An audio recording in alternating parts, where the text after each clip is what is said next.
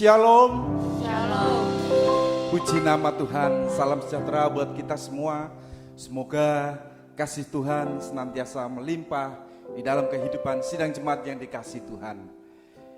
Di sore hari yang berbahagia ini, Tuhan masih menunjukkan kasih-Nya untuk kita semua. Di mana Dia sudah memberikan kesempatan untuk kita datang kepadanya di dalam ibadah. Sebelum kita mendengarkan firman Tuhan, sebelum Tuhan berbicara kepada kita, mari kita persembahkan yang terbaik untuk Dia. Mari sidang jemaat yang dikasih Tuhan, saya undang semua untuk berdiri. Kita akan masuk ibadah kita di dalam doa. Sungguh kami bersyukur Tuhan, oleh kasih karunia-Mu, Engkau memberikan kesempatan dalam hidup kami, untuk kami boleh beribadah kepadamu di sore hari ini, untuk kami mendengarkan firman-Mu, mendengarkan setiap bait-Mu dalam hidup kami.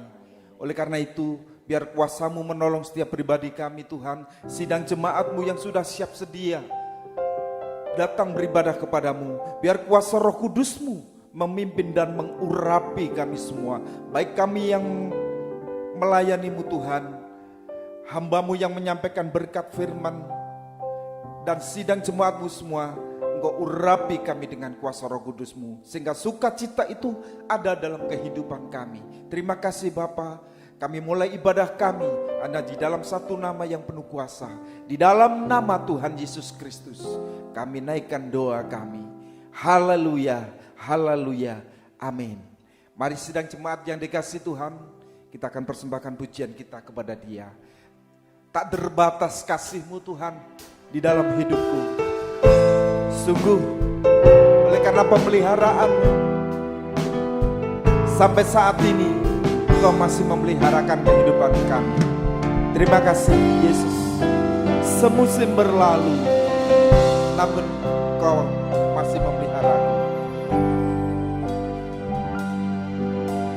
Semusim berlalu, namun Kau selalu peliharaku.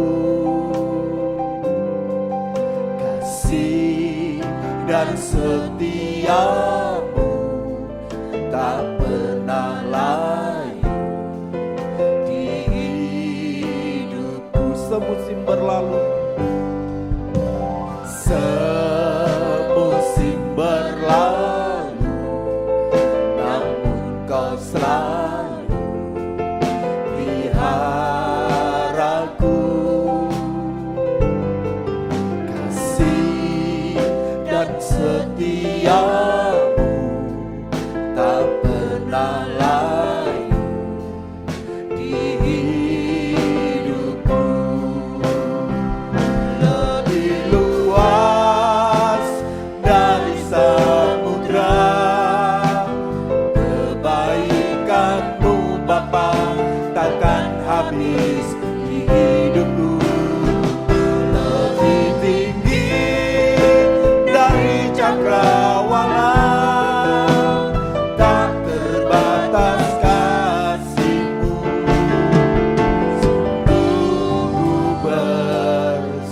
Semusim berlalu, namun Kau selalu tetap pelihara kami. Haleluya.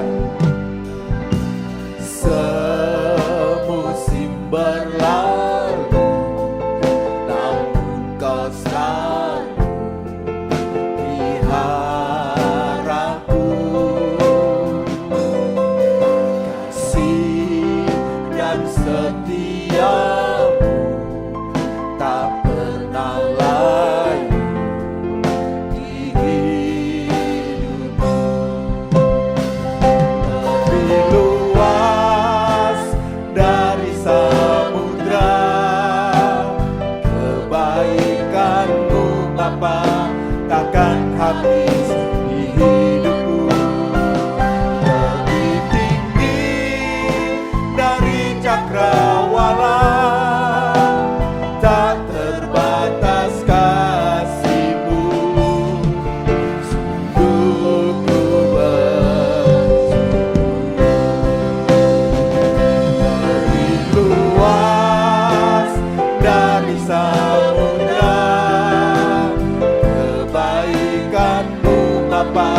takkan habis di hidupku. Lebih tinggi dari cakrawala, tak terbatas kasih-Mu. Sungguh ku lebih luas dari samudra, kebaikan-Mu Bapa takkan habis di hidupku. Lebih tinggi dari cakrawala, tak terbatas kasih-Mu. Tak terbatas kasih-Mu Tuhan, haleluya. Tak terbatas kasih, tak terbatas kasih-Mu Tuhan. Ku bersyukur. Tak terbatas kasih-Mu.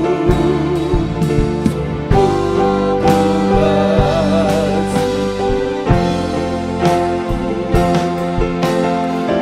Kami bersyukur Tuhan. Terima kasih, haleluya.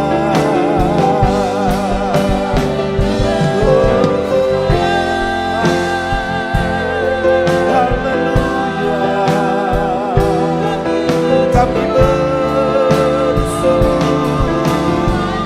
kepadamu Yesus, haleluya.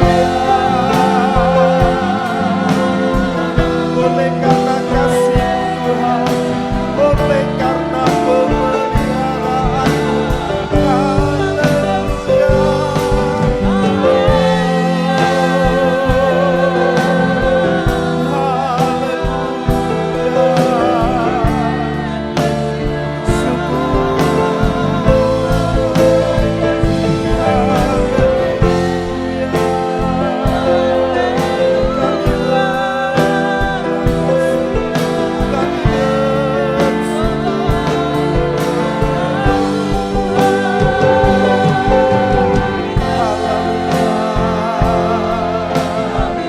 Terima kasih Tuhan, terima kasih Allah, terima kasih Allah, terima kasih Yesus.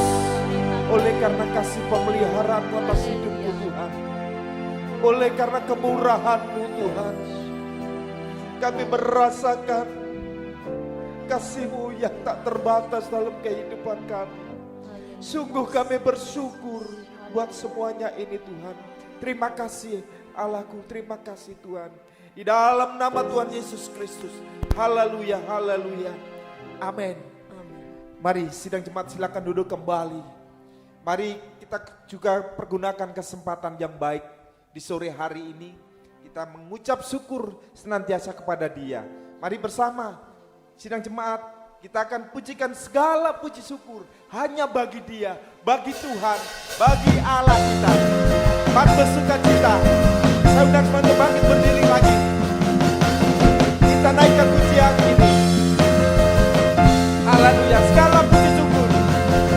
Segala puji syukur hanya bagi-Mu Tuhan. Sebab Kau yang layak dipuja. Amin. Kami mau bersorak meninggikan nama-Mu. Haleluya.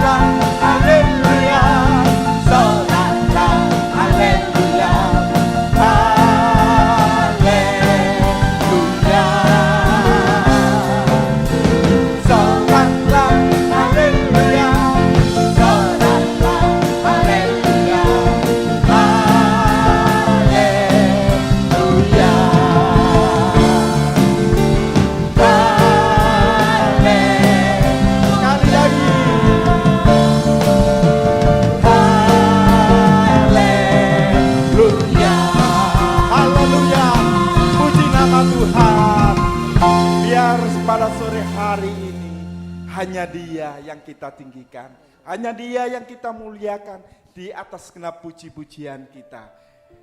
Segala puji syukur hanya bagi-Mu Tuhan pada sore hari ini. Mari kita persiapkan hati kehidupan kita untuk menerima firman Tuhan. Kita akan sebentar menikmati bait-Nya, menikmati firman Tuhan.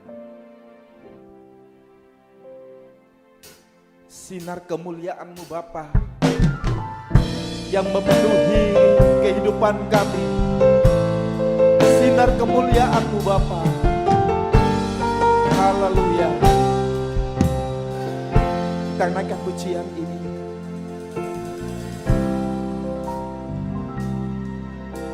Sinar kemuliaan-Mu Bapa memenuhi di sekelilingku. Ku rasakan hadirat-Mu, Kau tenggelamkan jiwaku. Ku ingin tetap tinggal bersama-Mu. Sinar kemuliaan-Mu, sinar kemuliaan-Mu Bapa memenuhi di sekelilingku. Ku rasakan hadirat-Mu, Kau tenggelamkan jiwaku. Ku ingin tetap tinggal bersama-Mu. Ku ingin tetap di sini, menikmati bait-Mu.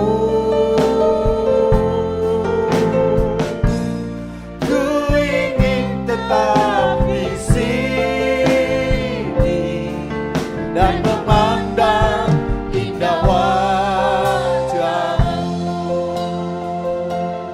Sinar kemuliaan-Mu Tuhan, sinar kemuliaan-Mu Bapa memenuhi di sekelilingku. Ku rasakan hadirat-Mu, Kau tenggelamkan jiwaku. Ku ingin tetap tinggal bersama-Mu. Ku ingin tetap di sini, menikmati bait-Mu. Ku ingin tetap di sini dan memandang indah wajah. Ku ingin tetap di sini. Ku ingin tetap di sini, menikmati bait-Mu. Ku ingin tetap di sini dan memandang indah wajah, dan memandang indah wajah-Mu, dan memandang indah, dan memandang indah wajah-Mu, dan memandang indah wajah-Mu.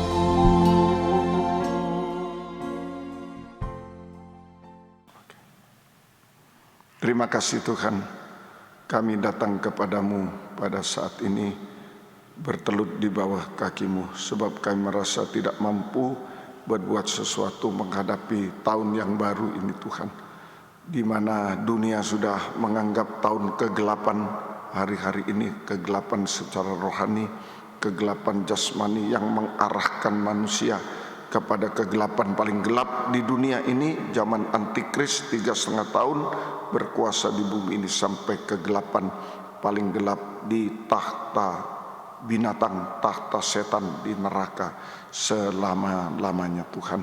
Oleh sebab itu kami mohon, berikanlah firman-Mu kepada kami semua untuk bisa menembusi kegelapan di zaman akhir ini Tuhan, sehingga kami tetap hidup terang, hidup dalam Tuhan, hidup disucikan, diubahkan sampai sempurna seperti Tuhan, sampai mencapai kerajaan surga yang terang benderang Tuhan sampai selama-lamanya. Terima kasih, nyatakan firman-Mu bagi kami dan urapi kami dengan kuat kuasa Roh-Mu yang suci.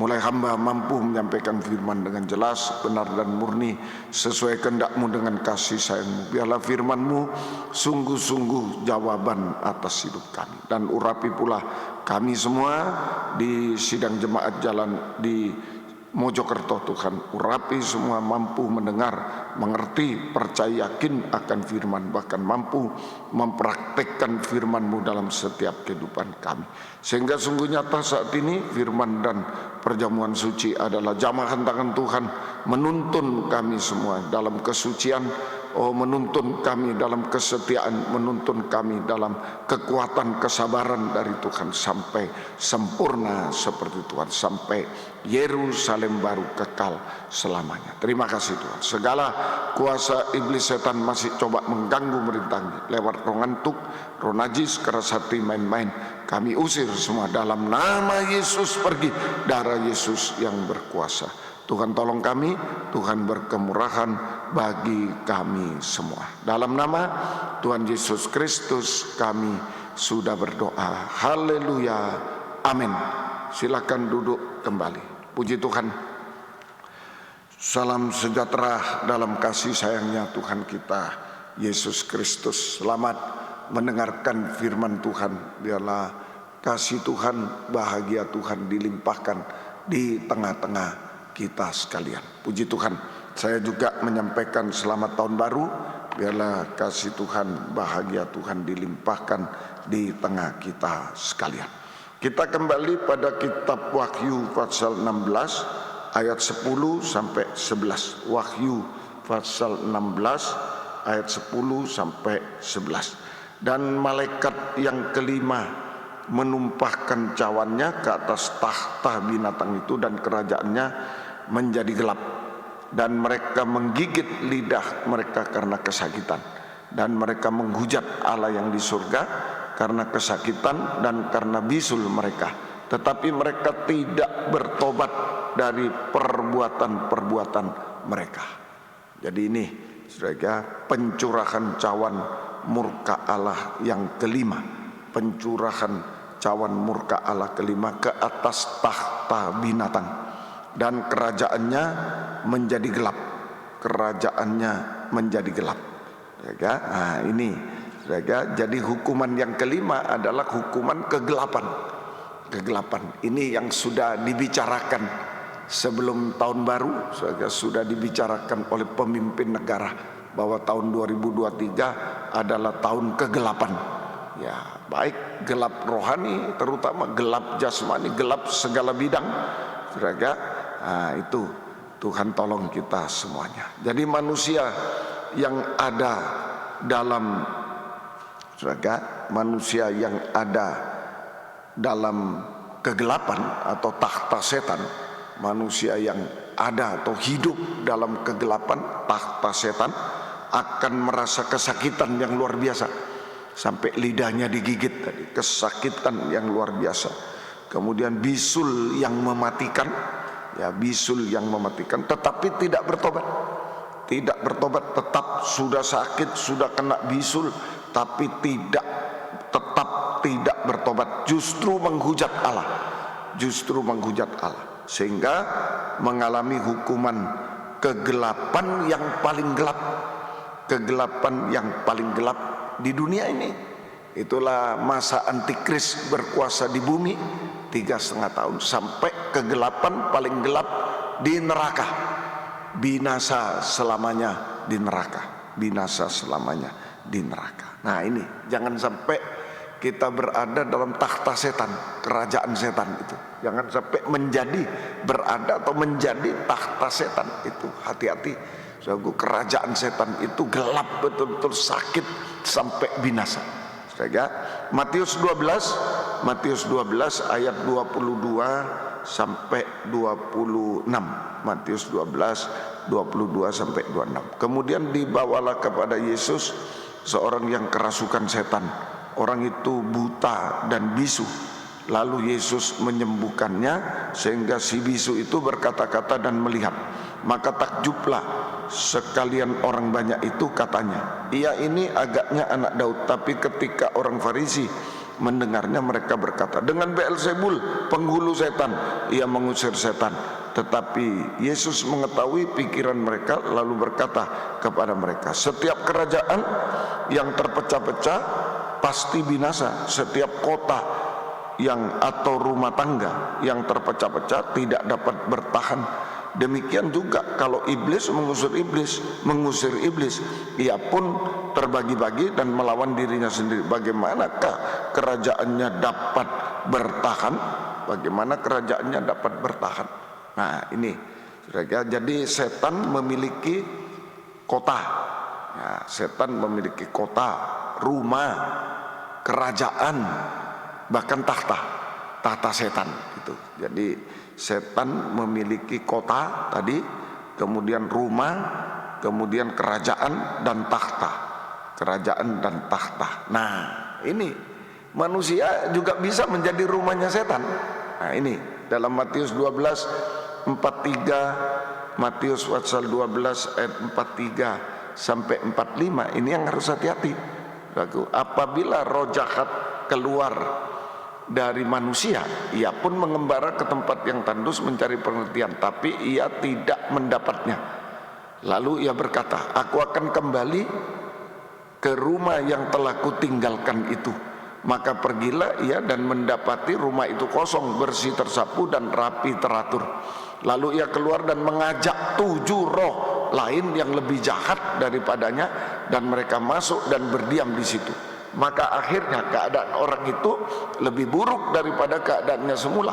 Demikian juga akan berlaku atas angkatan yang jahat ini. Tadi setan memiliki kota, rumah, kerajaan dan tahta. Nah, di sini Matius 12:43 sampai 45, manusia bisa menjadi rumahnya setan. Manusia bisa menjadi rumahnya setan, bisa menjadi tahtanya setan. Nah, ini yang harus kita hati-hati. Manusia bisa menjadi rumahnya setan, menjadi tahtanya setan. Itu manusia, siapapun juga, termasuk hamba Tuhan, pelayan Tuhan, bisa menjadi rumahnya setan, tahtanya setan. Nah, sebenarnya ada 2 kemungkinan tentang kehidupan manusia. Ada 2 kemungkinan tentang kehidupan manusia, termasuk hamba Tuhan, pelayan Tuhan, termasuk. Ada 2 kemungkinan kehidupan manusia, tentang kehidupan manusia, termasuk hamba Tuhan, pelayan Tuhan, semuanya. A, ditempati Tuhan. Nah, itu ditempati Tuhan. Menjadi ditempati Tuhan, ditempati firman Allah, Roh Kudus dan kasih Allah, sehingga menjadi rumah doa. Sehingga menjadi rumah doa. Rumahnya Tuhan sama dengan rumah doa. Rumah doa artinya diberkati oleh Tuhan. Itu rumah Tuhan, rumah doa artinya diberkati oleh Tuhan, dibela oleh Tuhan, dijawab doanya oleh Tuhan, sampai dimiliki oleh Tuhan. Rumahnya Tuhan, tahtanya Tuhan, dia dimiliki oleh Tuhan, sampai dimiliki oleh Tuhan. Itulah manusia, termasuk hamba Tuhan, pelayan Tuhan yang diisi pribadi Tuhan, ditempati oleh Tuhan, ditempati firman, Roh Kudus, kasih Allah. Dia menjadi rumahnya Tuhan, tahtanya Tuhan, rumah doa. Nah, dia dibela, diberkati, sampai dimiliki oleh Tuhan. Ya, tapi yang kedua B, nah ini tadi, manusia, hamba Tuhan, pelayan Tuhan bisa ditempati setan dengan roh jahat dan roh najis. Ditempati setan dengan roh jahat dan roh najis, sehingga menjadi sarang penyamun. Menjadi sarang penyamun, rumahnya setan, tahtanya setan. Rumahnya setan, tahtanya setan, yang dihukum dengan kegelapan. Nah, masuk kegelapan ini, terasa kegelapan tahun 2023 ini nanti, Ya, masuk dalam kegelapan, dihukum dalam kegelapan, kesakitan sampai kegelapan paling gelap. Kegelapan, kesakitan sampai kegelapan paling gelap. Nah, itulah zaman antikris berkuasa di bumi 3,5 tahun sampai neraka, binasa di neraka selama-lamanya. Itu kegelapan paling gelap. Zaman antikris berkuasa di bumi selama 3,5 tahun dan sampai kegelapan paling gelap di neraka, binasa di neraka selama-lamanya. Nah, ini yang terjadi. Dua kemungkinan kehidupan manusia, termasuk kita hamba Tuhan, pelayan Tuhan. Hati-hati, mau ditempati siapa kita? Nah, sebab tadi rumah sudah bersih, teratur, sudah ditebus, sudah ini, tapi bisa ditempati setan, bisa. Nah, itu kehidupan yang sudah ditebus oleh Tuhan bisa ditempati. Oleh setan juga, oleh Tuhan bisa, oleh setan, tinggal kita memilih yang mana kita mau ditempati. Tuhan tolong kita semua. Sasaran dari setan dengan roh jahat dan roh najis. Itu sasaran setan dengan roh jahat, roh najis. Tadi kita sudah baca Matius 12:43 sampai 45 itu. Apabila roh jahat keluar 43 dari manusia, ia pun mengembara ke tempat yang tandus mencari perhentian, tapi tidak mendapatnya. Sasaran setan dengan roh jahat, roh najis. Nah, ini mau cari tempat. Sasaran setan dengan roh jahat untuk mencari tempat, maksudnya itu untuk menempati.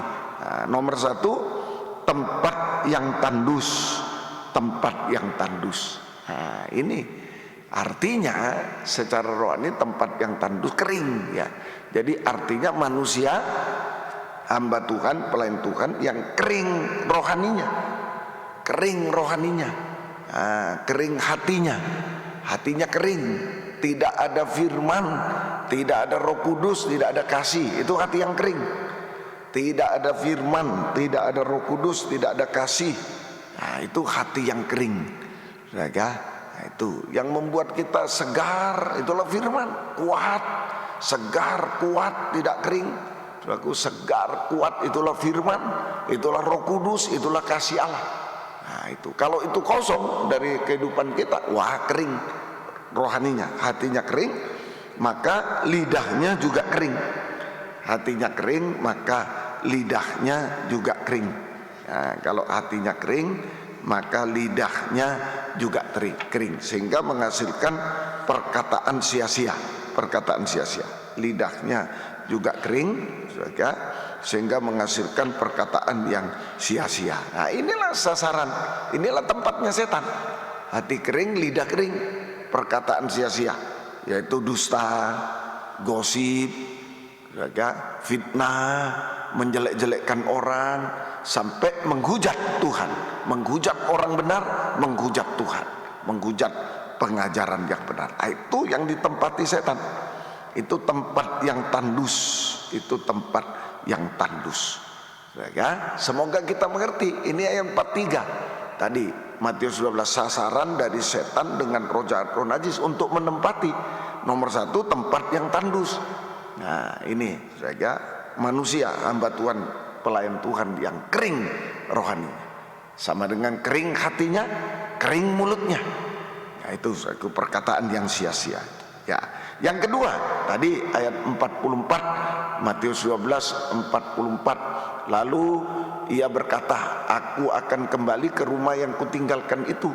Maka pergilah ia dan mendapati rumah itu kosong, bersih tersapu dan rapi teratur. Lalu ia keluar dan mengajak 7 roh lain yang lebih jahat daripadanya, dan mereka masuk dan berdiam di situ. Maka akhirnya keadaan orang itu lebih buruk daripada keadaannya semula. Demikian juga akan berlaku atas angkatan yang jahat ini. Nah, ini yang kedua, sasaran setan dengan roh jahat, roh najis. 1, tempat tandus. Yang kedua, tempat bersih tersapu, rapi teratur, tapi kosong. Nah, ini ya. Jadi tempat tandus 1, rohani, kering rohani, hati kering, lidah kering. Yang kedua, tempat yang bersih tersapu, sudah bersih, kemudian rapi, teratur, wah, tetapi kosong sayangnya. Nah, ini arti rohaninya. Saja, itu sasaran dari setan dengan roh jahat, roh najis, mau menempati, mau dijadikan tahta setan. Satu, hati yang kering, kerohanian yang kering, hati kering, lidah kering, itu menjadi tahtanya setan. Nah, itu yang mengalami kegelapan, kesakitan sampai kebinasaan. Saja. Yang kedua, tempat yang bersih tersapu, rapi teratur, tetapi kosong. Nah, ini arti rohani. Bersih tersapu. Nah, itu sapu itu firman, bersih itu suci, kehidupan yang sudah disucikan oleh firman Allah lewat meja roti sajian, ketekunan dalam kebaktian pendalaman Alkitab dan perjamuan suci. Tekunnya dalam kebaktian meja roti sajian, ketekunan dalam kebaktian pendalaman Alkitab, perjamuan suci, dia disucikan, baik, dia disucikan. Kemudian yang kedua, rapi teratur. Rapi teratur. Nah, ini rapi teratur ya. Kalau daging itu wah, sama sekali tidak tertib, tidak teratur, tidak rapi, tidak tertib. Tapi Roh Kudus ini yang membuat rapi teratur. Sama dengan diurapi oleh Roh Kudus. Rapi teratur, diurapi oleh Roh Kudus. Nah, ya, saudara, diurapi oleh Roh Kudus, tadi disucikan oleh firman pengajaran yang benar lewat itu ketekunan meja roti sajian. Sekarang diurapi oleh Roh Kudus lewat pelita emas, ketekunan dalam kebaktian pendalaman Alkitab, kebaktian umum, ketekunan dalam kebaktian umum. Roh Kudus mengurapi kita, memberikan karunia-karunia Roh Kudus. Ya, ini Roh Kudus mengurapi kita, memberikan karunia-karunia Roh Kudus yang menentukan jabatan pelayanan. Ada karunia, ada jabatan. Ada karunia, ada jabatan. Umpama jabatan pemain musik, karunianya main musik. Itu saja. Nah, Tuhan tolong. Jabatan karunia kesembuhan, jabatannya penginjil. Nah, itu saja. Dan seterusnya. Ada karunia jabatan. Nah, jika kita memiliki karunia jabatan, maka kita dipakai dalam pelayanan pembangunan tubuh Kristus yang sempurna. Ini kehidupan dipakai, bersih tersapu, suci, kemudian rapi teratur, dipakai oleh Tuhan. Rapi teratur, dipakai dalam pembangunan tubuh Kristus yang sempurna. Mulai dari nikah rumah tangga bisa melayani, kemudian di penggembalaan melayani, di fellowship antar penggembalaan, sampai tubuh sempurna nanti. Nah, itu Israel dan kafir menjadi satu tubuh Kristus yang sempurna. Itu rapi teratur, tersusun seperti gedung gereja kita masing-masing di Mojokerto juga, dari batu bata disusun teratur. Nah, coba enggak teratur, ada yang ke sana, ada yang ke sana, wah, tidak bagus, tidak rapi, dan hancur, cepat roboh, cepat rubuhnya, cepat. Nah, itu sebabnya harus teratur, rapi. Kalau teratur itu rapi, ke sana semua batanya. Nah, jadilah tembok yang rapi. Nah, itu pembangunan tubuh Kristus, Roh Kudus yang mengatur. Tapi sayang, kosong satu. Nah, ada bersih tersapu, meja roti sajian, ada rapi teratur, pelita emas, tapi kosong dari mezbah dupa emas. Kosong dari mezbah dupa emas. Nah, ini artinya saudara, tidak tekun dalam kebaktian doa penyembahan karena tidak memiliki kasih Allah. Tidak tekun dalam kebaktian doa penyembahan karena tidak didorong oleh kasih Allah, tidak memiliki kasih Allah, kosong dari kasih Allah, tidak memiliki kasih Allah. Kasih Allah yang mendorong kita untuk menyembah. Saudara, nah itu. Jadi tidak tekun dalam kebaktian doa penyembahan, tidak mau menyembah Tuhan, tidak mau menyembah Tuhan. Itu artinya kosong dari mezbah dupa emas, kosong dari kasih Allah. Tidak ada kasih yang mendorong dia untuk menyembah Tuhan. Sehingga tidak tekun dalam doa penyembahan kepada Tuhan, tidak mau menyembah Tuhan, dan penyembahannya belum mencapai ukuran. Penyembahannya belum mencapai ukuran, yaitu tirai belum terobek. Nah, coba lihatkan ruangan suci itu, 3 macam alat tadi itu, meja roti sajian, ketekunan, kebaktian, pendalaman Alkitab, perjamuan suci seperti sekarang ini. Kemudian pelita emas, kebaktian umum hari Minggu di sana, ya itu. Kemudian mezbah dupa emas, ketekunan dalam kebaktian, doa penyembahan, tapi tidak ada, kosong. Nah, kosong, mezbahnya kosong. Nah, ini berarti tidak tekun, tidak mau menyembah, ya, tidak, dan penyembahannya belum mencapai ukuran. Nah, di hadapan mezbah dupa itu pintu tirai, jadi belum terobek pintu tirainya, tidak mencapai ukuran, yaitu tirai belum terobek, daging masih bersuara, daging masih bersuara keras. Nah, macam-macam suara daging ini. Suara tidak taat itu paling keras.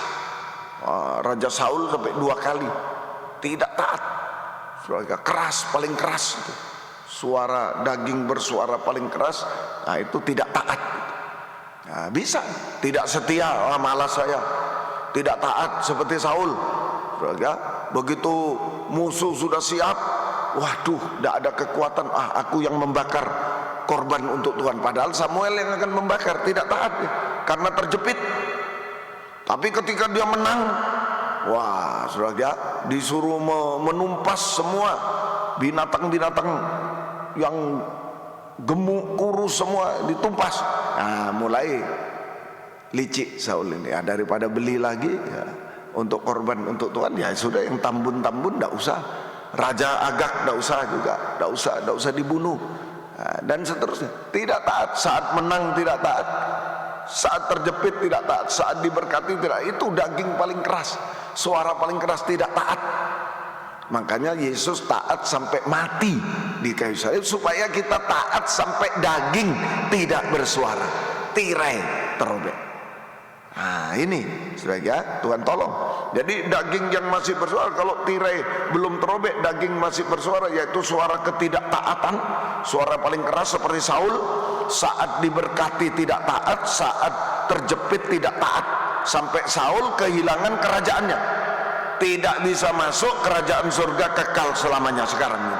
Nah, itu begitu artinya. Nah, itu suara yang paling keras. Oleh sebab itu Yesus harus taat sampai mati di kayu salib, supaya kita bisa taat sampai daging tak bersuara, untuk masuk kerajaan surga, menjadi tahta Tuhan di bumi, dan sampai masuk tahta kerajaan surga kekal selamanya.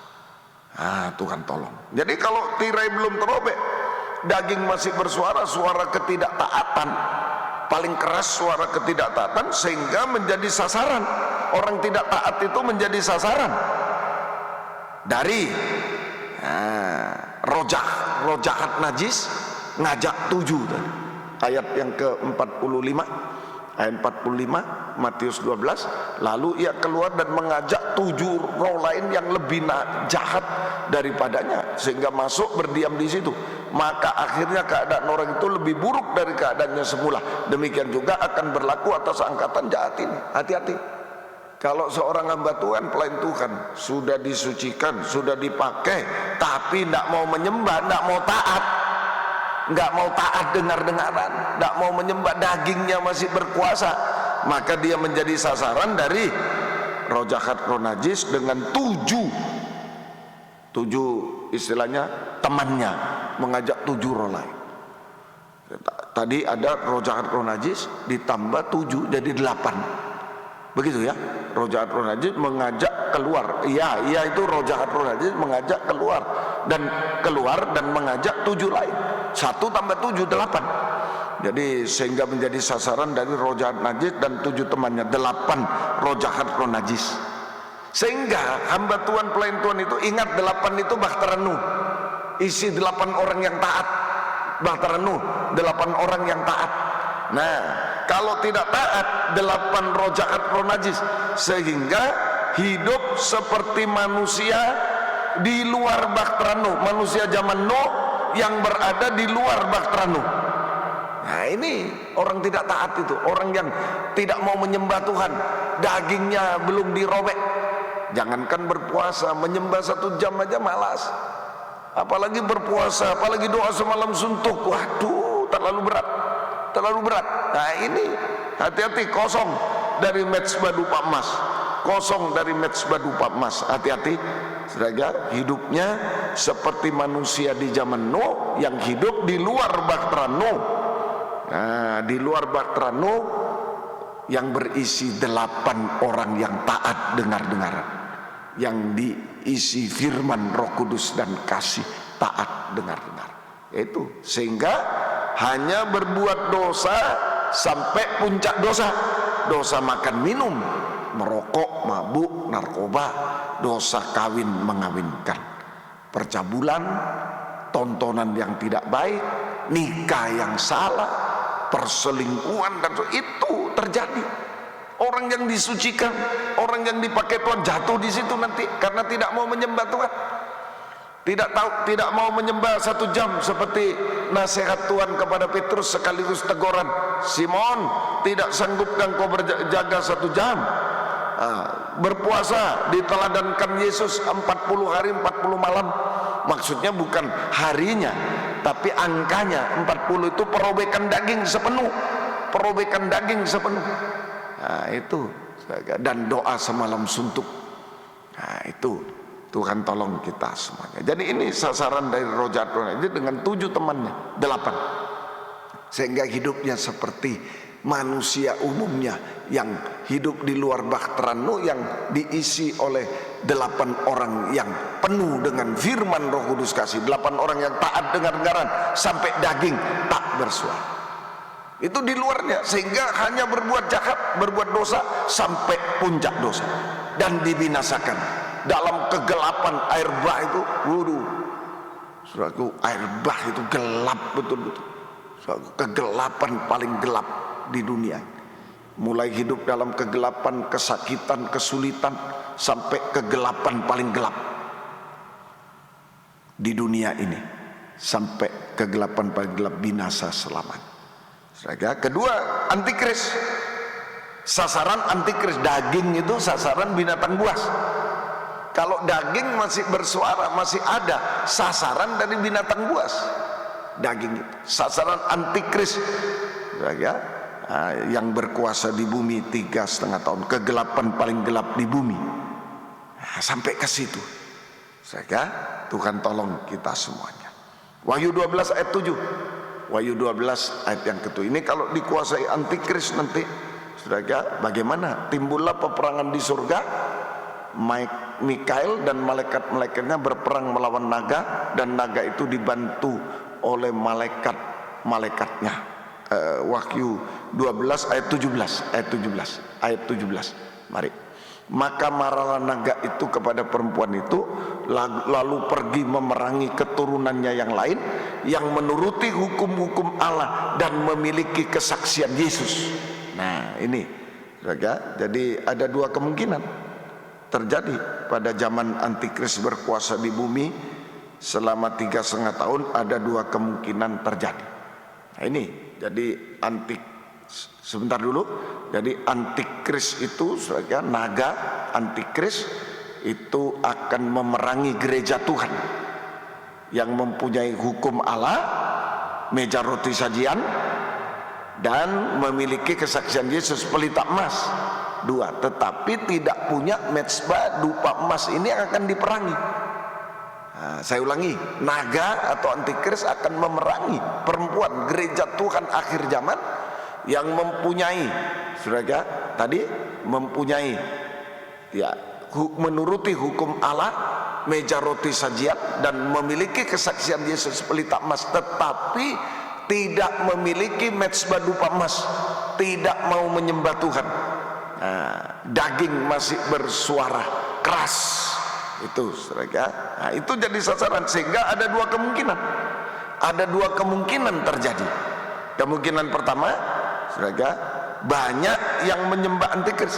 Kemungkinan pertama, tidak tahan menghadapi siksaan antikris, tidak tahan menghadapi siksaan antikris, kegelapan dan siksaan antikris, kesakitan itu tidak tahan, sehingga banyak yang menyembah antikris. menyangkal Yesus.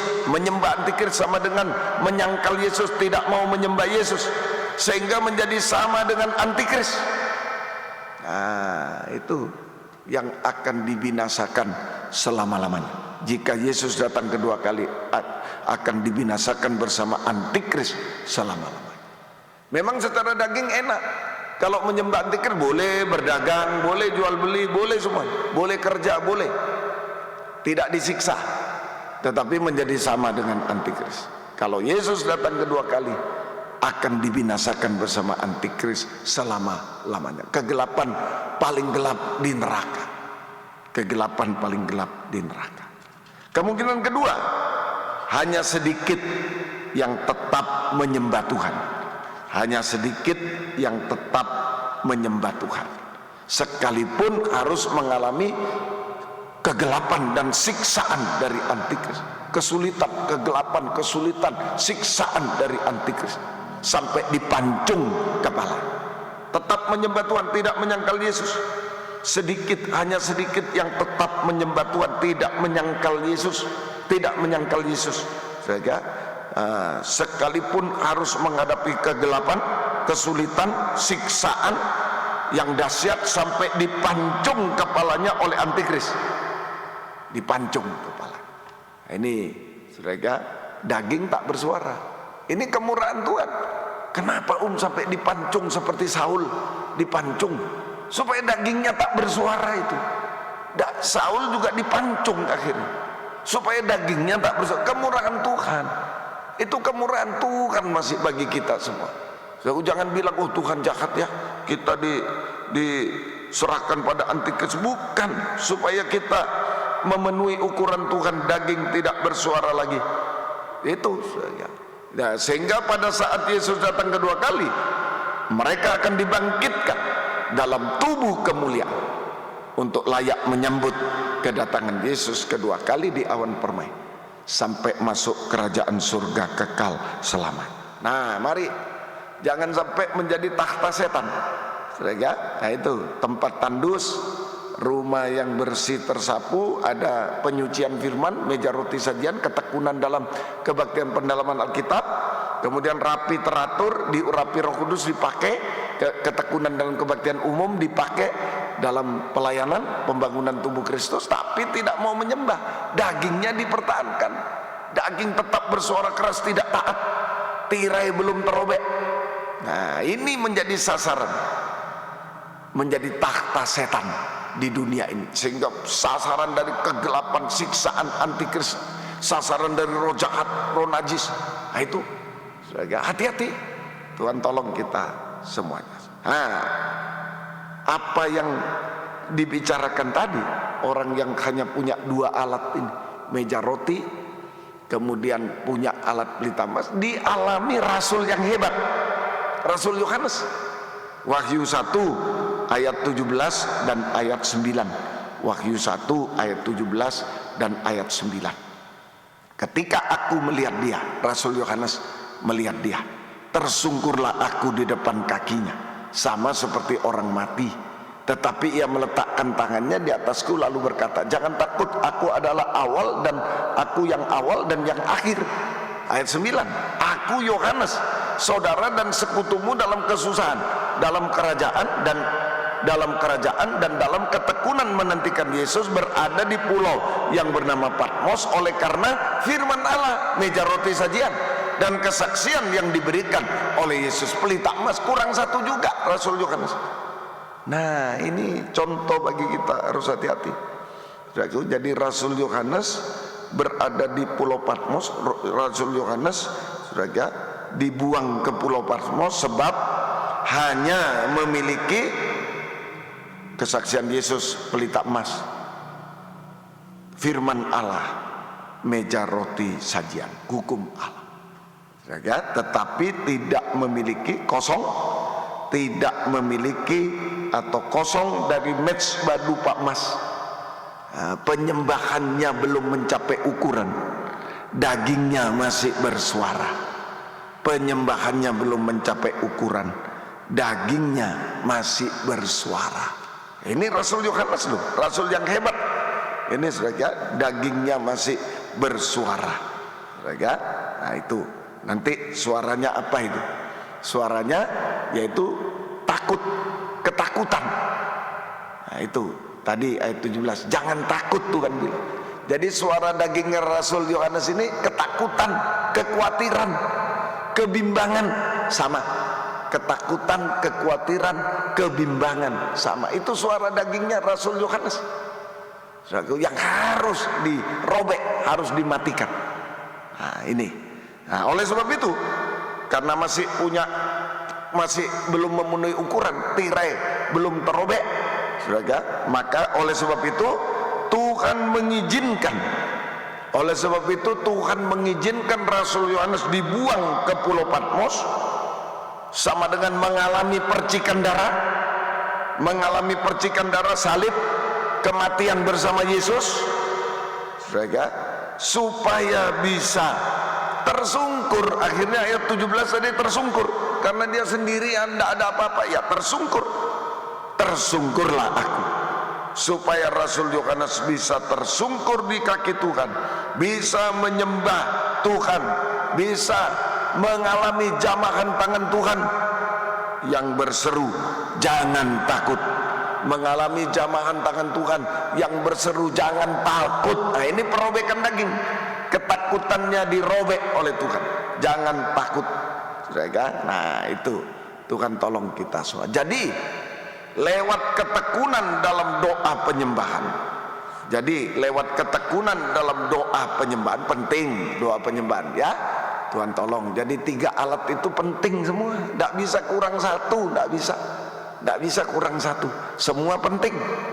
Meja roti sajian, kebaktian pendalaman Alkitab, ketekunannya. Saudara mungkin bertanya, loh saya di rumah ya ibadahnya, yang dilihat Tuhan ketekunannya, tekun atau tidak. Itu ketekunan dalam 3 macam ibadah pokok kita. Itu dulu di Kisah Rasul 2 ayat 41-42, setelah baptisan mereka bertekun. Nah, yang dilihat oleh Tuhan bertekun. Mereka sering ibadah di rumah masing-masing juga, bertekun itu yang dilihat. Saudara, bertekun itu yang dilihat. Nah, Tuhan tolong. Jadi lewat ketekunan dalam 3 macam lewat ketekunan dalam kebaktian doa penyembahan, maka Rasul Yohanes mengalami perobekan daging sepenuh, sehingga tidak ada ketakutan lagi. Tidak ada ketakutan. Nah kita semua juga tidak ada ketakutan, tidak ada kekhawatiran, tidak ada kebimbangan. Tetapi yang ada adalah keberanian percaya. Keberanian percaya kepada Tuhan. Keberanian percaya kepada Tuhan. Nah inilah orang yang mengasihi Tuhan. Berani, ada keberanian, bukan berani melawan Tuhan. Keberanian percaya kepada Tuhan, hanya percaya kepada Tuhan. Keberanian percaya kepada Tuhan. Ini sama dengan orang yang menerima kasih Allah lewat doa, kebaktian doa penyembahan, dia menerima kasih Allah sehingga timbul keberanian, bukan ketakutan, bukan kekhawatiran, bukan kebimbangan, tapi keberanian percaya kepada Tuhan. Puji Tuhan. Saudara, ada 3 macam keberanian percaya kepada Tuhan. Saudara, nomor 1 Yohanes 4 ayat 7. Ini takhta Tuhan.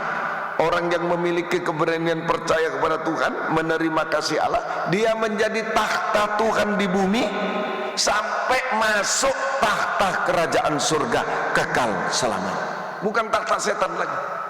Nah itu takhta Tuhan. Saya ulangi, jadi orang yang memiliki keberanian percaya kepada Tuhan, menerima kasih Allah, adalah orang yang menjadi takhta Tuhan di bumi ini. Dan satu waktu dia masuk takhta kerajaan surga kekal selamanya. Takhta Tuhan dalam kerajaan surga kekal selama-lamanya. Puji Tuhan. 1, ada 3 macam keberanian percaya. Nomor 1 Yohanes 4 ayat yang ke-7. 1 Yohanes pasal 4 ayat yang ke-7. Sebagai ayat yang ke 1 Yohanes 4 ayat 17. Sebagai ayat yang ke-17. Dalam hal inilah kasih Allah sempurna di dalam kita, yaitu kalau kita mempunyai keberanian percaya pada hari penghakiman. Karena sama seperti dia, kita juga ada di dalam dunia ini. Di dalam kasih tidak ada ketakutan. Kasih yang sempurna melenyapkan ketakutan, sebab ketakutan mengandung hukuman, dan barang siapa takut, ia tidak sempurna di dalam kasih. Ini nomor satu, keberanian percaya untuk menghadapi takhta penghakiman, takhta putih. Keberanian percaya untuk menghadapi takhta penghakiman, takhta putih. Namanya takhta putih dalam kitab Wahyu, itu pasal 20, ada takhta putih. Apa yang dihakimi di takhta penghakiman, takhta putih? Apa yang dihakimi? Namanya takhta penghakiman, dihakimi. Apa yang dihakimi? Jawabnya A, segala dosa-dosa. Segala dosa-dosa sampai puncak dosa. Dosa makan minum, kawin mengawinkan, yang sudah kita lakukan, yang sudah kita lakukan, yang sudah kita katakan, yang sudah kita angan-angankan. Itu segala dosa sampai puncak dosa. Dosa makan minum, merokok, mabuk, narkoba, kawin mengawinkan tadi, yang sudah kita lakukan, yang sudah kita katakan, yang sudah kita angan-angankan. Itu semua harus dipertanggungjawabkan di takhta putih. B, egois. Matius 25, 41, 42, 45. Ini sampai takhta penghakiman. Matius 25, 41, 42, 45. Mari. Dan ia akan berkata juga kepada mereka di sebelah kirinya, "Enyala daripadaku, hai kamu orang terkutuk, enyala ke dalam api yang kekal yang telah sedia untuk iblis dan malaikat-malaikatnya. Sebab ketika aku lapar, kamu tidak memberi aku makan. Ketika aku haus, kamu tidak memberi aku minum." Maka dan seterusnya. Maka ia menjawab Maka ia akan menjawab mereka, "Aku berkata kepadamu, loh kapan Tuhan? Kami lihat Tuhan lapar, Tuhan ini." Maka Tuhan menjawab, "Aku berkata kepadamu, sesungguhnya segala sesuatu yang tidak kamu lakukan untuk salah seorang dari yang paling hina ini, kamu tidak melakukannya untuk aku." Kamu tidak melakukannya untuk aku. Nah, ini takhta penghakiman. Yang dihakimi egois, kepentingan diri sendiri. Kambing, egois, sama dengan kepentingan diri sendiri. Orang egois mementingkan diri sendiri, tidak bisa memberi dan mengunjungi, tidak bisa memberi dan mengunjungi sesama yang membutuhkan. Tidak bisa memberi, tidak bisa mengunjungi, tidak bisa telepon, tidak bisa semua. Tidak bisa memberi dan tidak bisa mengunjungi sesama yang membutuhkan, sekalipun sudah digerakkan oleh Tuhan, digerakkan oleh firman, tidak bisa, egois. Nah, itu yang akan dihakimi. Itu yang akan dihakimi. Saudara, ini jadi egois, tidak bisa memberi, mengunjungi sesama yang membutuhkan, sekalipun digerakkan Tuhan. Juga tidak bisa memberi untuk pekerjaan Tuhan, egois. Sementara pekerjaan Tuhan, saudara, membutuhkan uluran tangan kita, saudara, wah egois, aku mau ini, aku ini. Nah, ini yang akan dihakimi juga. Mungkin kita tidak berbuat dosa, tidak berbuat puncak dosa, puji Tuhan, tapi egois, tidak bisa memberi waktu, tenaga, pikiran, keuangan, tidak bisa memberi. Nah, untuk sesama yang butuh, untuk pekerjaan Tuhan tidak bisa. Nah, ini juga dituntut oleh Tuhan. Mereka dihakimi oleh Tuhan. Jalan keluarnya, kita harus berdamai sebelum mencapai takhta putih. Jalan keluarnya, sebelum mencapai takhta putih, kita harus berdamai oleh dorongan firman pengajaran yang benar yang kita dengar. Nah, firman mendorong kita berdamai. Nah, kita harus berdamai oleh dorongan firman pengajaran yang benar yang menunjukkan dosa-dosa kita. Itu dosa-dosa kita. Sehingga kita bisa mengaku dosa kepada Tuhan kalau kita salah, sehingga jika ditemukan dosa-dosa, maka kita bisa mengaku dosa kepada Tuhan, vertikal kepada sesama, horizontal kayu salib. Jika diampuni, jangan berbuat dosa lagi. Nah, itu. Atau kedua, kita bisa mengampuni dosa orang lain dan melupakan. Kita bisa mengampuni dosa orang lain dan melupakannya. Maka darah Yesus membasuh, menyelesaikan semua dosa kita.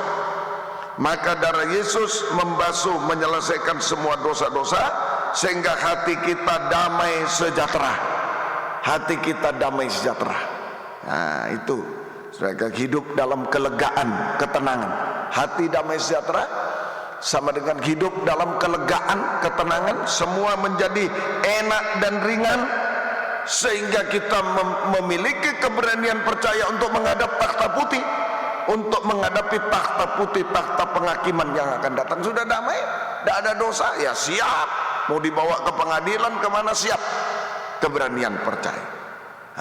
Tuhan tolong kita semuanya. Ayo, ya jangan jadi takhta setan, hanya berbuat dosa, hanya ketakutan, kekhawatiran, kebimbangan.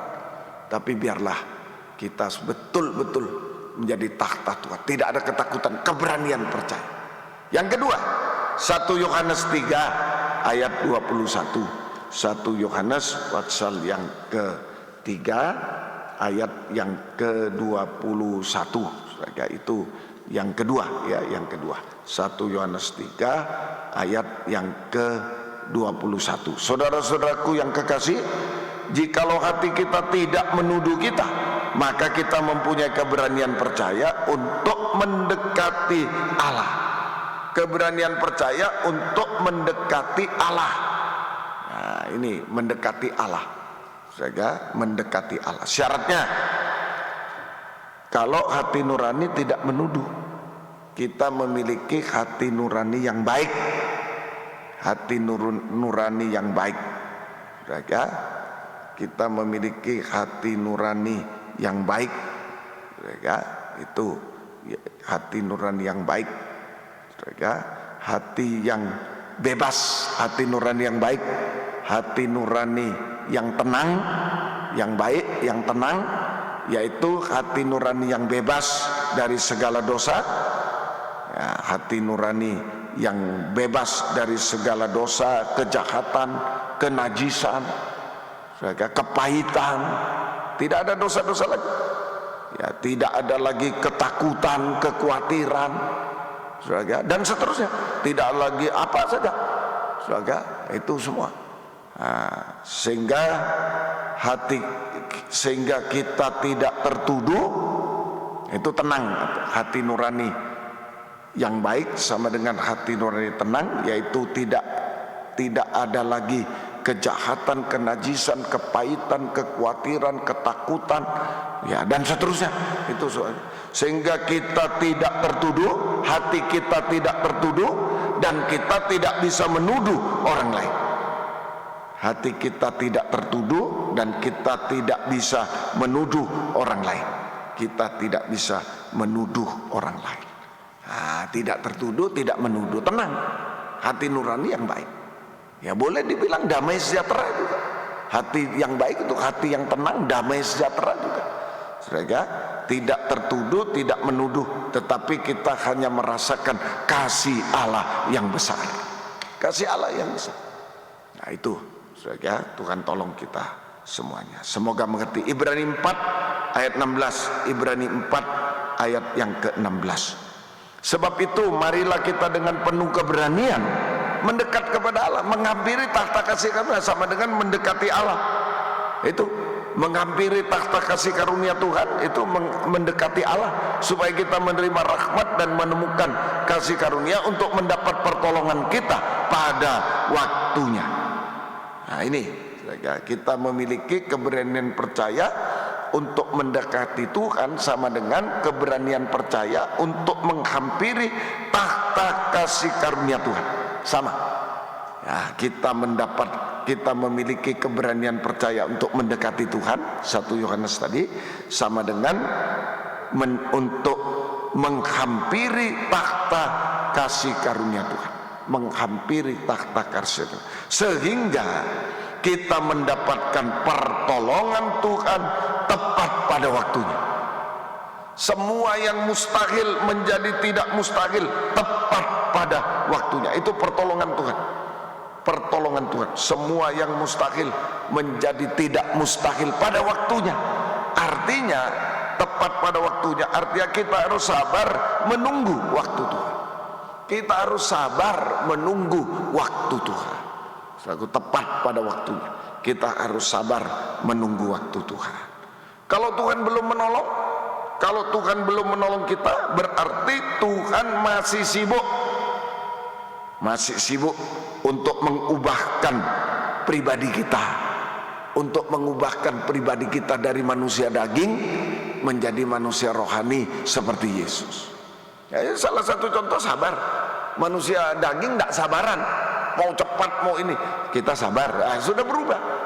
Nah, kalau Tuhan belum menolong, berarti Tuhan masih sibuk dengan untuk mengubahkan pribadi kita dari manusia daging menjadi manusia rohani seperti Yesus, sampai sempurna seperti Dia. Nah, ini sabar itu sudah berubah. Kalau kita sudah menjadi sabar, berarti kita sudah berubah, saudara, yaitu menjadi percaya, berharap kepada Tuhan saja. Sabar itu, kok belum ditolong, sabar, Tuhan pasti tolong. Nah, itu sabar itu berarti kita sudah mengalami keubahan hidup, yaitu menjadi percaya dan berharap hanya kepada Tuhan saja, bukan kepada yang lain. Bukan kepada yang lain, tidak bimbang, tidak ragu pada Tuhan, bukan berharap pada yang lain, hanya kepada Tuhan. Itu kesabaran. Tenang, sabar dulu, sabar dulu, hanya berharap kepada Tuhan. Nah, kemudian tekun. Nah, tekun berdoa kepada Tuhan, seperti Ayub, sabar dan tekun. Nah, itu sabar dan tekun dalam menghadapi ujian habis-habisan. Ayub sabar dan tekun. Nah, sabar sudah hanya berharap kepada Tuhan. Sabar itu berarti kita diubahkan sehingga hanya percaya, berharap hanya kepada Tuhan, tidak berharap yang lain, tidak bimbang, tidak ragu kepada pribadi Tuhan, kuasa Tuhan. Ya, itu. Kemudian diikuti tekun, berdoa kepada Tuhan, sabar dan tekun. Ya, sabar dan tekun.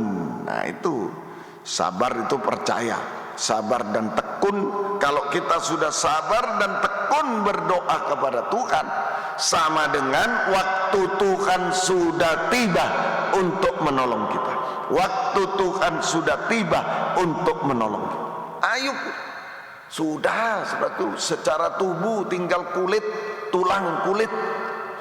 Lebih bagus dibaca ya, Ibrani. Mari Ibrani pasal 11 itu tentang Ayub.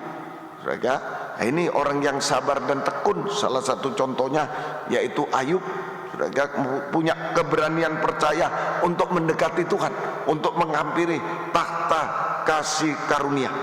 Yakobus 5 ya, Yakobus pasal yang kelima, surat Yakobus pasal yang kelima, surat Yakobus pasal yang kelima ayat yang ke-10. Saudara-saudara, turutilah teladan penderitaan kesabaran para nabi yang telah berbicara demi nama Tuhan. Sesungguhnya kami menyebut mereka berbahagia, yaitu mereka yang telah bertekun, sabar, tekun. Ya, kamu telah mendengar tentang ketekunan Ayub, dan kamu telah tahu apa yang pada akhirnya disediakan Tuhan baginya, karena Tuhan Maha Penyayang, penuh belas kasihan. Nah, ini sabar tekun seperti Ayub.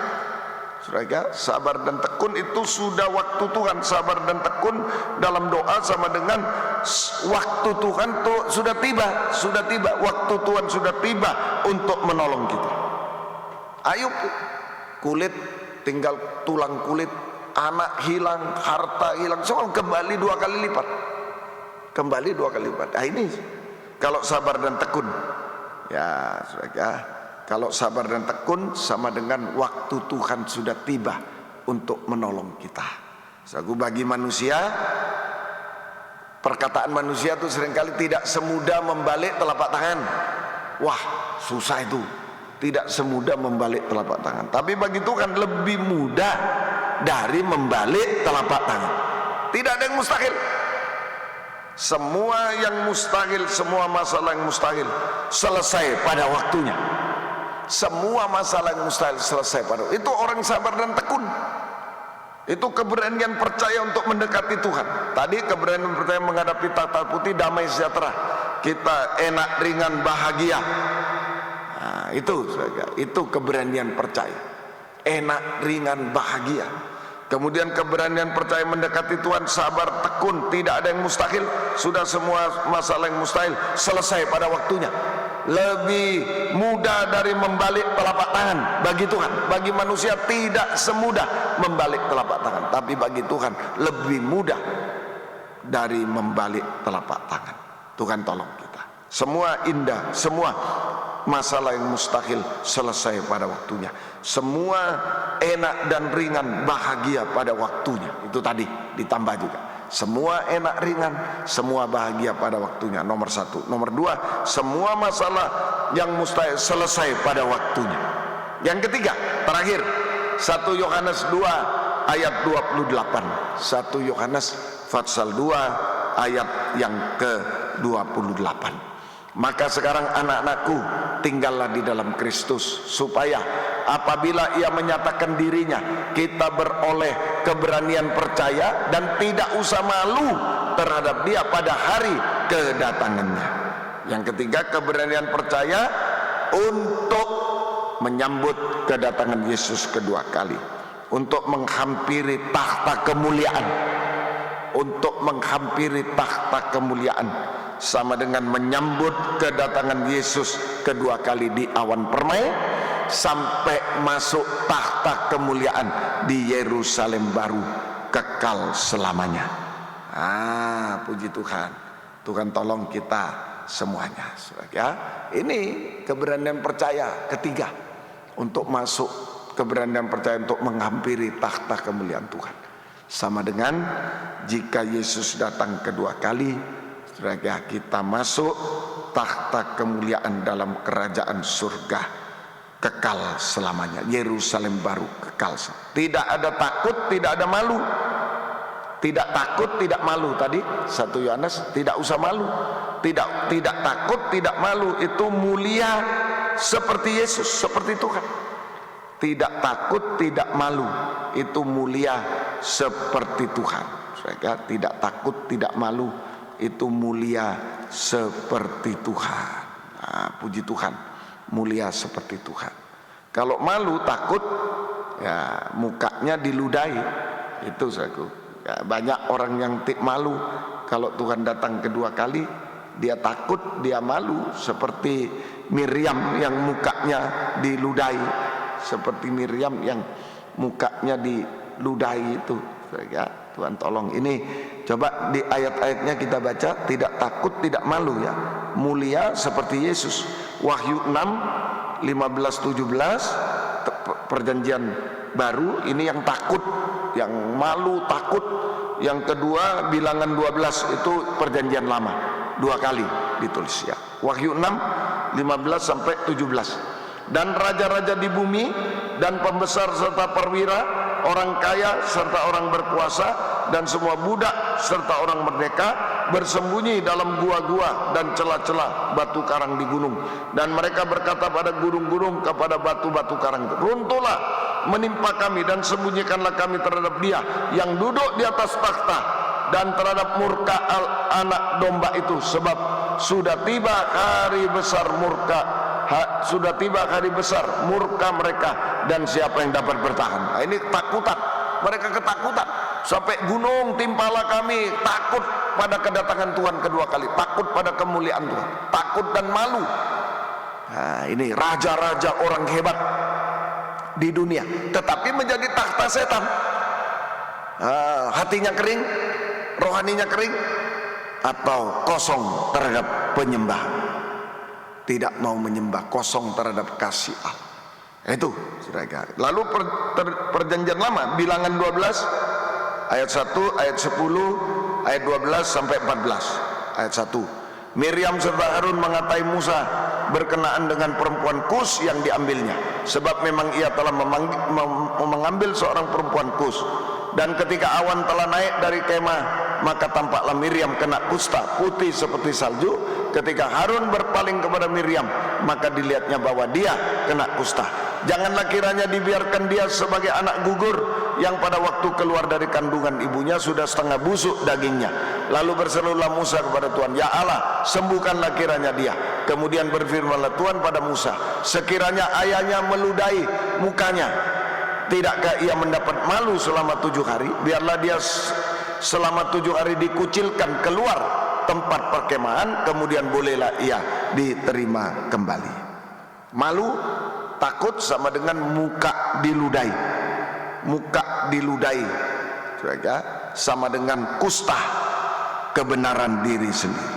Malu, takut pada kedatangan Tuhan kedua kali, sama dengan muka diludahi, sama dengan kusta, sama dengan kebenaran diri sendiri, sama dengan kebenaran diri sendiri.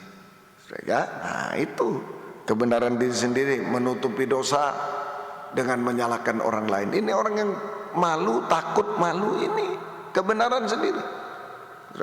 Menutupi dosa dengan menyalahkan orang lain, menutupi dosa dengan menyalahkan Tuhan, pengajaran yang benar disalahkan. Nah, itu saudara, nah, Tuhan tolong juga membenarkan yang salah, nah, karena ada kepentingan diri sendiri. Membenarkan yang salah karena ada kepentingan diri sendiri. Mungkin adiknya dia bela, oh dia yang benar padahal salah. Nah ini saudara, Tuhan tolong. Mungkin anaknya, nah, itu sampai berani melawan gembala, seringkali membela anak yang salah. Seringkali kita melawan gembala, itu seringkali. Hati-hati, ini kebenaran sendiri. Nah, dan tidak taat, tidak dengar-dengaran, itu malu dan takut, pasti berakhir malu dan takut. Secara dunia begitu. Saya pengalaman sebagai gembala, ada orang minta nasihat, dinasihati, tidak menurut, malu kan. Sudah berapa tahun, sama-sama lupa berapa tahun, tapi nanti di satu titik, ada yang berapa tahun, ada yang berapa bulan, di satu titik dia malu, takut, sudah tidak masuk gereja lagi, malu, takut. Ya dulu tidak nurut, diberitahu tidak ikuti nasihat, tidak taat, tidak dengar, ikuti nasihat orang lain. Nah itu saudara, Tuhan tolong kita semua. Itu malu, takut, itu kebenaran sendiri. Akibatnya takut, tidak tenang.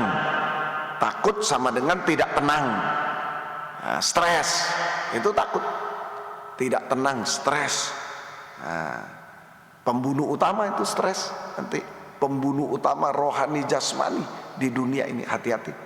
Kemudian malu, artinya dipermalukan di dunia ini, sampai dipermalukan pada saat Yesus datang kedua kali, ketinggalan, binasa, kegelapan paling gelap. Itu takut, itu tidak tenang, stres, berada dalam kegelapan. Kalau semua gelap, bagaimana mau jalan, hati-hati lubang, hati-hati, mau ini hati-hati, takut, berada dalam kegelapan, sampai nanti dipermalukan, ketinggalan saat Yesus datang kedua kali, kegelapan paling gelap di neraka, binasa selamat. Ya, Tuhan tolong kita semuanya. Ayo sungguh-sungguh. Oleh sebab itu, nah, jalan keluarnya bagaimana?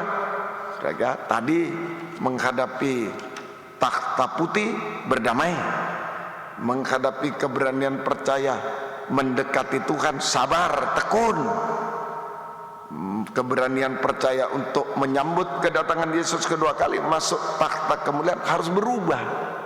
Oleh sebab itu kita harus mengalami pembaharuan kemuliaan. Kita harus mengalami kemuliaan, pembaharuan dari manusia daging menjadi manusia rohani seperti Yesus, sampai sama mulia dengan Yesus, sampai sama mulia dengan Yesus. Berubah hidup ini, saudara. Mulai dengan tadi itu, saudara, berubah, saudara. Tidak menggunakan kebenaran diri sendiri, tapi kebenaran dari Tuhan. Jangan malah menggunakan kebenaran diri sendiri. Kebenaran hanya menutupi dosa, hanya menyalahkan orang lain yang benar, menyalahkan orang lain yang benar. Itu aku membenarkan orang salah hanya karena kepentingan organisasi, kepentingan kelompok, kepentingan ya, yang salah dibela, yang benar malah dihimpit. Nah, itu kebenaran diri sendiri. Tidak taat, tidak dengar kebenaran. Biarlah kita diubahkan hari-hari ini menjadi sama mulia, mulai dengan tidak menggunakan kebenaran diri sendiri, tapi kebenaran dari Tuhan, kebenaran dari firman. Sesuai firman, taat dengar-dengaran pada firman pengajaran yang benar. Itu keubahan ini. Seperti Yesus taat sampai mati, kita taat sampai daging tak bersuara. Ayo kembali pada kebenaran Tuhan, kebenaran sesuai Alkitab, sesuai pengajaran benar. Kita taat dengar-dengaran pada pengajaran benar sampai daging tidak bersuara lagi. Nah, ini saudara, Tuhan tolong kita semuanya, saudara. Nah, ini perjuangan dari Tuhan Yesus, taat sampai mati, perjuangan Tuhan Yesus di kayu salib. Saudara, kita harus mencontoh perjuangan Tuhan Yesus di kayu salib, yang rela diludahi sampai disiksa, sampai taat sampai mati di kayu salib. Saudara, itu diludahi, Yesus diludahi, saudara.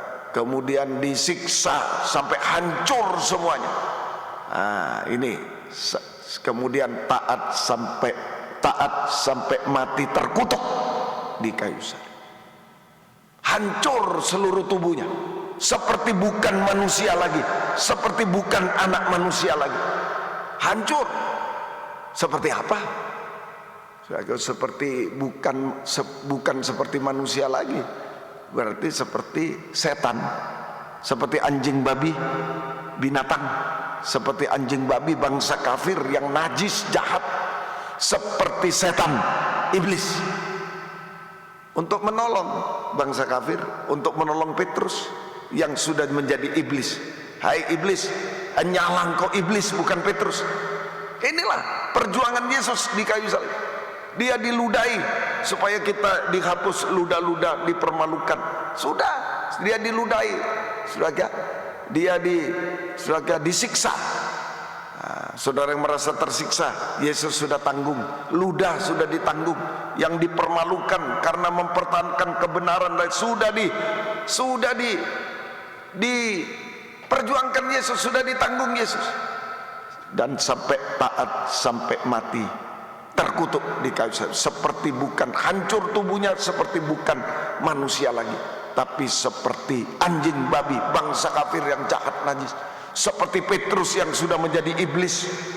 Nah, di situ Yesus sudah menanggung semua ludah kita yang dipermalukan, kita yang tersiksa hari-hari, kita yang najis, jahat, sudah ditanggung semua untuk menjadikan kita indah pada waktunya. Yesus jadi buruk, hancur, supaya kita menjadi indah pada waktunya.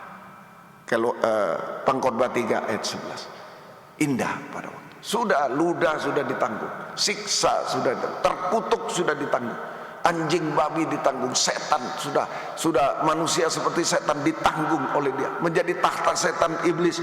Petrus menjadi takhta setan, sudah ditanggung oleh Yesus. Semuanya sudah, yang buruk hancur sudah ditanggung supaya kita menjadi indah pada waktunya. Ayo Pengkhotbah 3:11 ayat terakhir, mari puji Tuhan. Ia membuat segala sesuatu indah pada waktunya, bahkan ia memberikan kekekalan dalam hati mereka, tapi manusia tidak dapat menyelami pekerjaan yang dilakukan Allah dari awal sampai akhir. Ayo, Tuhan sudah lakukan di kayu salib sampai semua jadi indah. Yang buruk hancur dari manusia sudah ditanggung oleh Yesus di kayu salib, sehingga kita menjadi indah pada. Tapi banyak yang tidak menyelami, tidak mau tahu rencana Tuhan dalam hidup kita, melawan Tuhan. Jangan. Mari biarlah kita semuanya, saudaraku, hari-hari ini menjadi takhta Tuhan di bumi. Ada keberanian percaya, ya. 3 macam ibadah dalam penggembalaan kita menjadi takhta Tuhan. Sungguh-sungguh, saudara, Tuhan tolong kita semua sampai semua indah, semua damai sejahtera, enak, ringan, bahagia pada waktunya. Semua, saudaraku, tidak ada yang mustahil pada waktunya. Kita ke takhta kasih karunia dan semua menjadi indah pada waktunya. Jika Yesus datang kedua kali, kita diubahkan sama mulia dengan dia, sempurna sama mulia, mempelai wanita yang siap menyambut kedatangannya kedua kali di awan yang permai. Kita bersorak-sorai haleluya, kita masuk Firdaus 1000 tahun damai, kita masuk Yerusalem baru kekal selamanya, kita masuk tahta surga, tahta Yerusalem baru, tahta Tuhan kekal selama-lamanya. Puji Tuhan, Tuhan memberkati. Tinggal menunggu waktu Tuhan menjadi tahta Tuhan di bumi, maka kita sabar, tekun, menunggu waktu Tuhan, menghadapi apapun. Jaga damai sejahtera, semua enak ringan. Jaga sabar dan tekun, jaga taat dengar-dengar. Nah, itu jaga, jangan kebenaran sendiri, kebenaran Tuhan, taat dengar-dengar. Tuhan akan tolong kita semua indah pada waktunya. Mari, ini perjamuan suci bukti dia sudah hancur, buruk, lebih buruk, bukan menjadi manusia lagi, bukan seperti manusia, tapi seperti anjing babi, bangsa kafir yang jahat, najis, juga seperti dia seperti setan, menanggung segala dosa. Petrus menjadi iblis waktu itu. Ya, Tuhan tolong kita semua. Semoga kita mengerti. Nomor 10 suplemen, semua indah pada waktunya. Mari, ada waktu di hidupku. Kita bangkit berdiri bersama-sama di tempat yang ada. Puji Tuhan. Haleluya. Percayalah, Tuhan tolong kita semua. Haleluya. Ada waktu di hidupku, pencobaan berat menekan. Aku berseru, mengapa ya Tuhan, nyatakan kehendak-Mu. Ayat 2, jalan Tuhan bukan jalan, jalan Tuhan bukan jalan-Mu. Jangan bimbang ataupun ragu, nantikan Tuhan jadikan semua indah pada waktunya. Pada Tuhan masa depanku, pada Tuhan ku serahkan hidupku. Nantikan Tuhan berkarya indah pada waktunya. Dengan ukur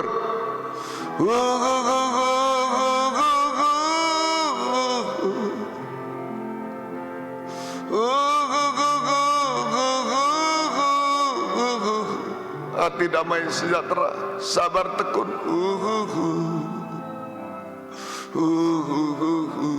taat dengar-dengar kepada. Sekali lagi, serahkan yang masih buruk, yang masih hancur akan indah, serahkan pada sekali. Angkat dua tangan ke atas, serahkan kepada Tuhan.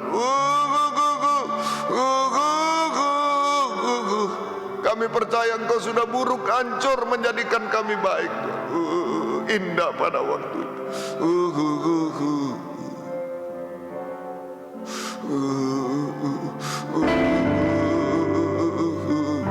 Sekali lagi.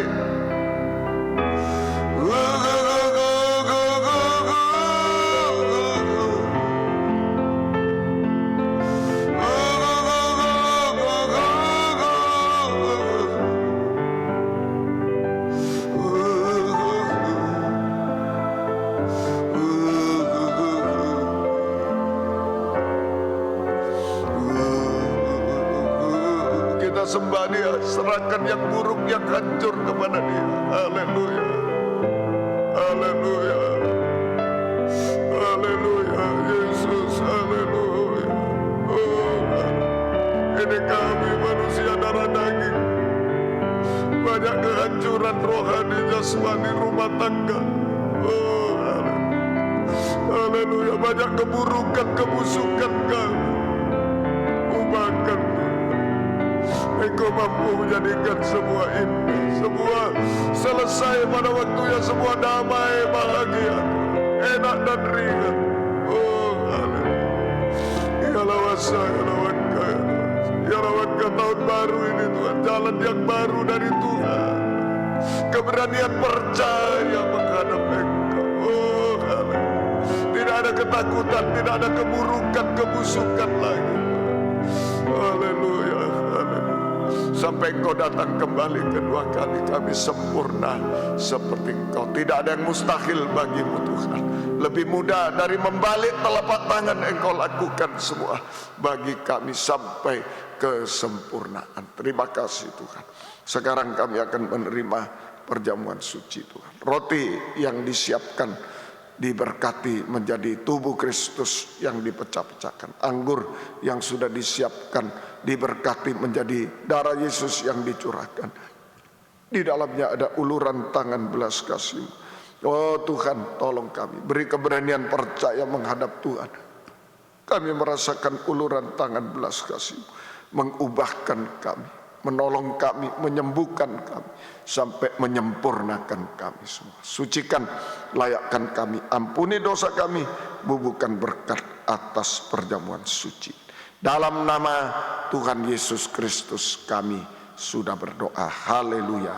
Amin. Silakan duduk, kita persiapan ayat yang ketiga. Hari esok tiada kuta. Haleluya. Hari esok tiada kuta, namun tetap langkahku maju. Percaya Tuhan jadikan semua indah pada waktunya. Kita bangkit berdiri dengan letakkan di dalam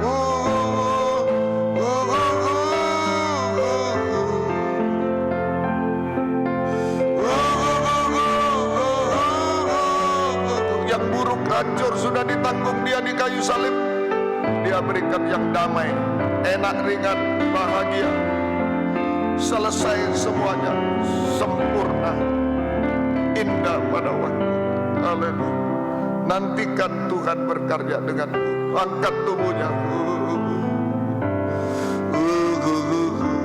Yakin perjamuan suci sudah menanggung semuanya.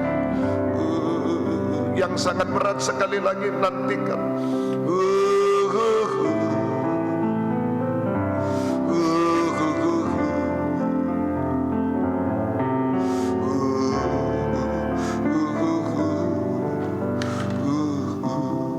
Haleluya, haleluya, Yesus, haleluya. Kami percaya semua indah pada waktunya, semua selesai pada waktunya, semua damai, enak dan ringan, sampai sempurna seperti Tuhan. Kami masuk tahta Tuhan di Yerusalem baru, kekal selamanya. Dengarkan firman Tuhan. Sebab apa yang telah kuteruskan kepadamu telah aku terima dari Tuhan, yaitu bahwa Tuhan Yesus pada malam waktu Ia diserahkan mengambil roti, dan sesudah itu Ia mengucap syukur atasnya. Ia memecah-mecahkannya dan berkata, inilah tubuhku yang diserahkan bagi kamu. Perbuatlah ini menjadi peringatan akan aku. Kita makan bersama-sama dalam nama Tuhan Yesus Kristus.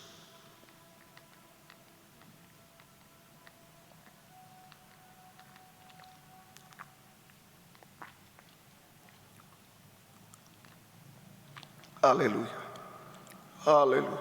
Yesus, Engkau menanggung kehancuran kami, keburukan, kemustahilan, ketidakindahan, kebinasaan kami. Tuhan sudah ditanggung semua. Kami akan bahagia di dalam Engkau. Terima kasih, kami akan berhasil indah di dalam Engkau Tuhan. Semua selesai, tidak ada yang mustahil sampai kesempurnaan. Angkat cawan darahnya di tangan kanan. Perjamuan suci bukan obat, lebih dari itu uluran tangan Tuhan. Bukan cuma menyembuhkan, tapi menjadikan semua indah sampai sempurna pada waktunya. Kalau ada penyakit bisa diraba tangan kiri, rabah. Jika tak bisa, letakkan di dada.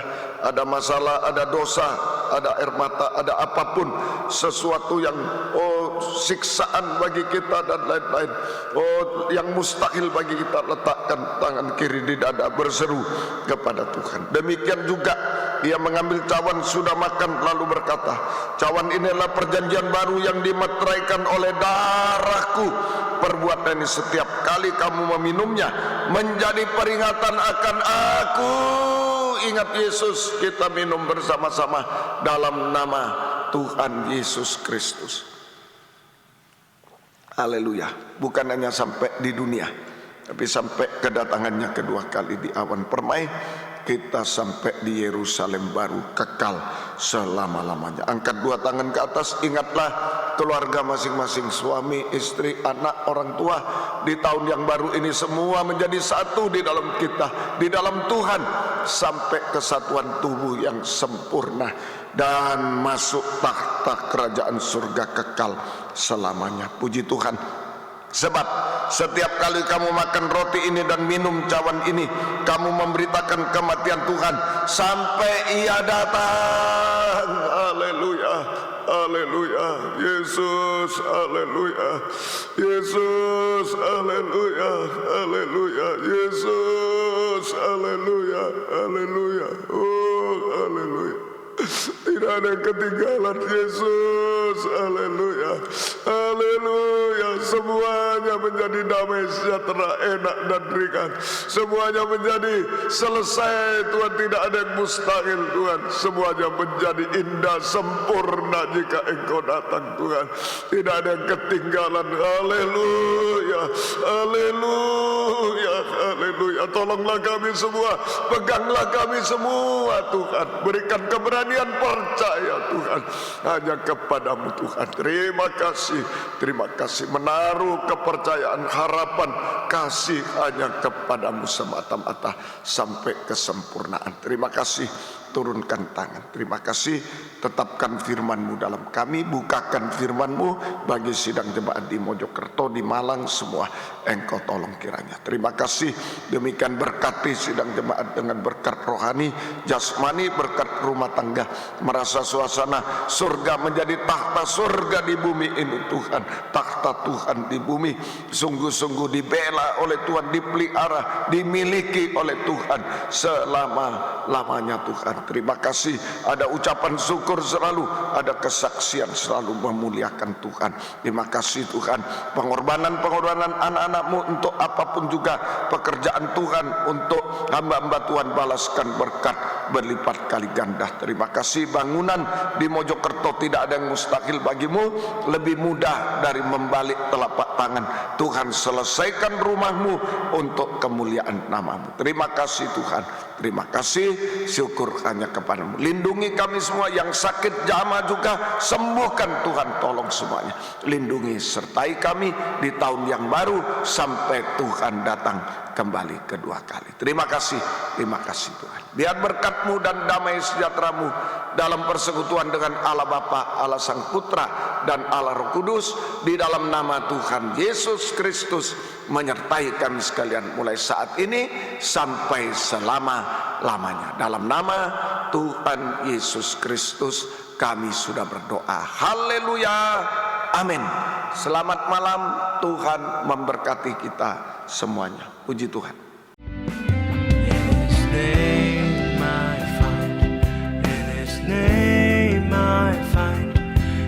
His name I find the peace I seek.